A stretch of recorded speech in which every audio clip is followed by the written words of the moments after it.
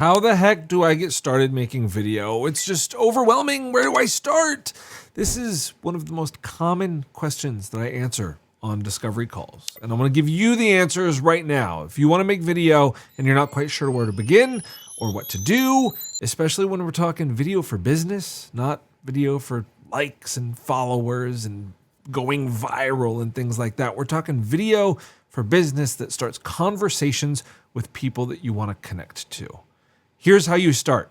Number one, usually people haven't started due to some level of fear of judgment. Like that's what it all comes down to. You're your own worst critic. You're worried about how you look, how you sound, how you feel on camera. But most of that stuff comes from the fear of what other people are going to say once they see you actually post that video.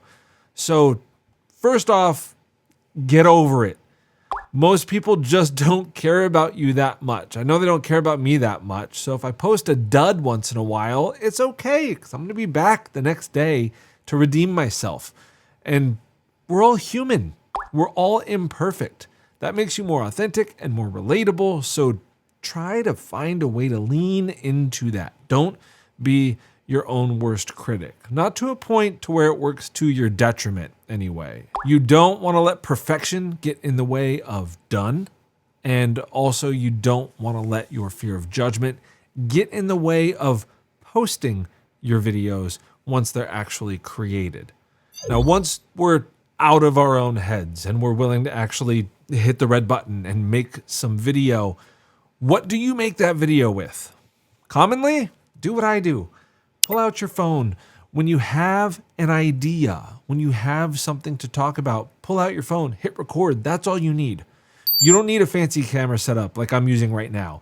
I use this because I have a serious case of gas. Gear acquisition syndrome is a real thing. And that's why I set all of this up for myself, because I enjoy it. It helps me out, but it doesn't improve my messaging. And that's really the most important part. Dial in that messaging and get it out there using whatever equipment that you have.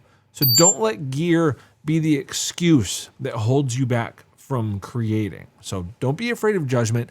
Don't let gear hold you back. Use anything that you have to record. I mean, at the end of the day, the cameras built into our phones right now are far more capable than any prosumer and many professional cameras were, not more than just 10 years ago.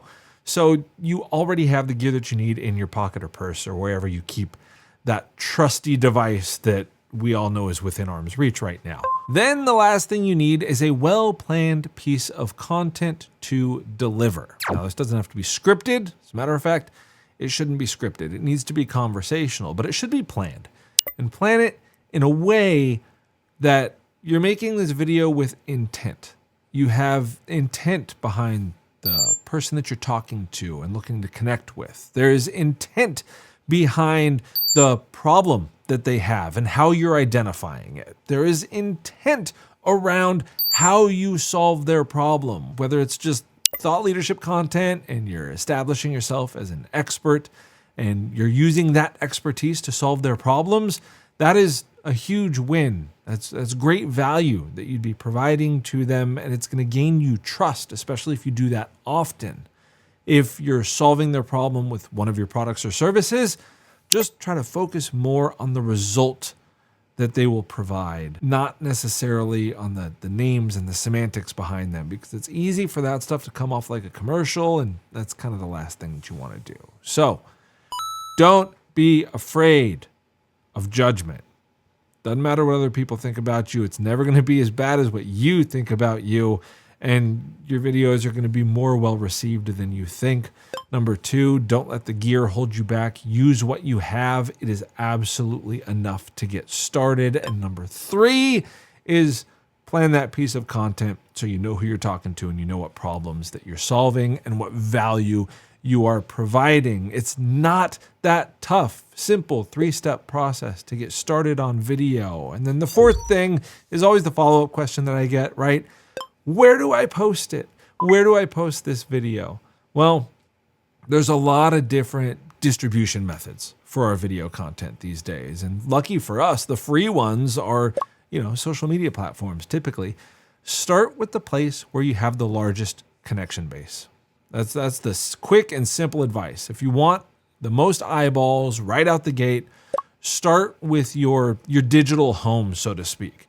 You live and post mostly on LinkedIn, start on LinkedIn. If you have most of your network on Facebook, start on Facebook and in those groups that you're a part of. It doesn't really matter as long as it's a place that you're already comfortable.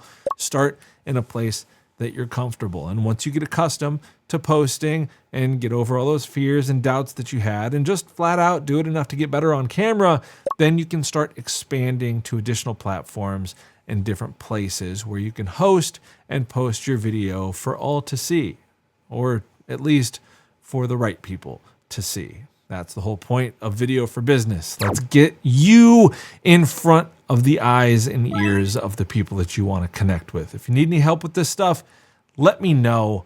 But there's your quick and simple getting started guide. It doesn't take a whole lot. Let's go ahead and remove those excuses, hit the red button, and start making some more video. You got this.